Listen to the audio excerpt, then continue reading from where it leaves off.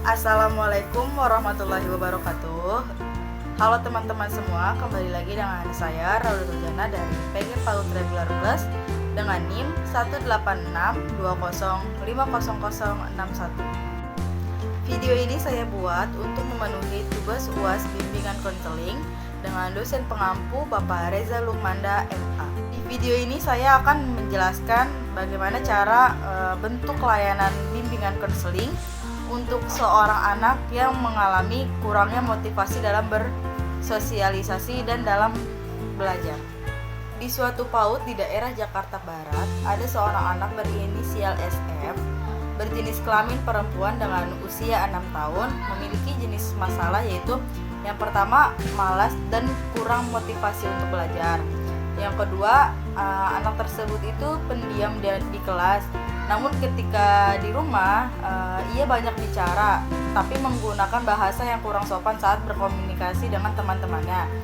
Dan yang ketiga itu kurangnya motivasi belajar dan perhatian dari orang tua. Ada beberapa faktor yang menyebabkan Ananda SF memiliki kurangnya motivasi dalam belajar dan bermain. Faktor diantaranya itu ada faktor internal dan faktor eksternal. Faktor internalnya yaitu yang pertama, minimnya kemampuan yang dimiliki. Yang kedua, minat untuk belajarnya itu masih kurang. Yang ketiga, lemahnya kemampuan untuk berinteraksi dengan teman-temannya maupun orang lain. Dan yang terakhir, kurangnya kemampuan untuk menyesuaikan diri dengan lingkungannya. Dan yang selanjutnya yaitu faktor eksternal. Faktor eksternal itu diantaranya ada faktor keluarga.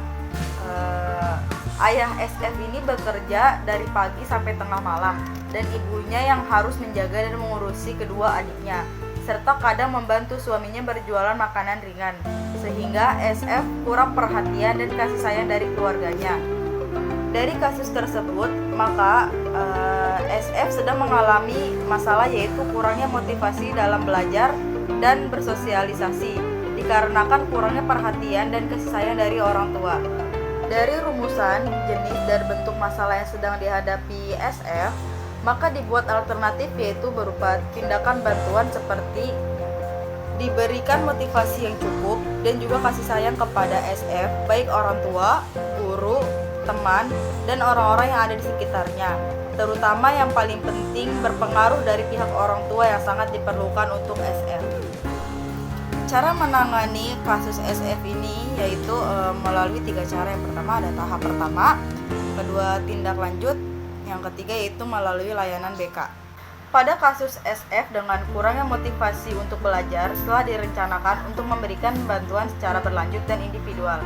Pada tahap pertama yaitu diadakan pendekatan secara pribadi terhadap SF, yaitu dengan menanyakan terlebih dahulu seperti apa keadaan orang tuanya di rumah, bagaimana hubungan dengan orang tuanya, merangkul dan mengajak serta memberi perhatian bahkan kasih sayang yang lebih kepada SF, sehingga ia terbuka dan mau menceritakan semua masalah yang sedang dihadapinya.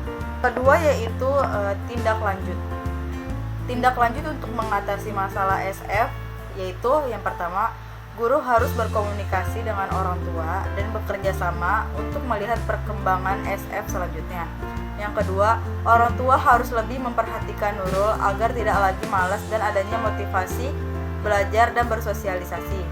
Yang ketiga yaitu diberi motivasi dan dorongan agar SF bisa terbuka terhadap dan mudah berinteraksi dengan orang lain.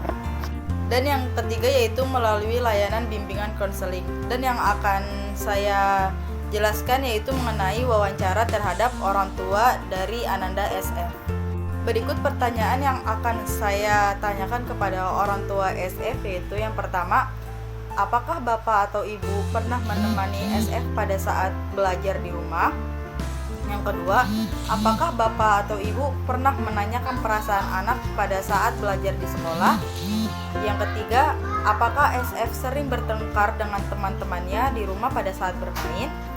Yang keempat, apakah bapak atau ibu pernah mengeluarkan kata-kata yang kurang baik di depan SF sehingga Ananda SF mampu mengikuti kata-kata tersebut?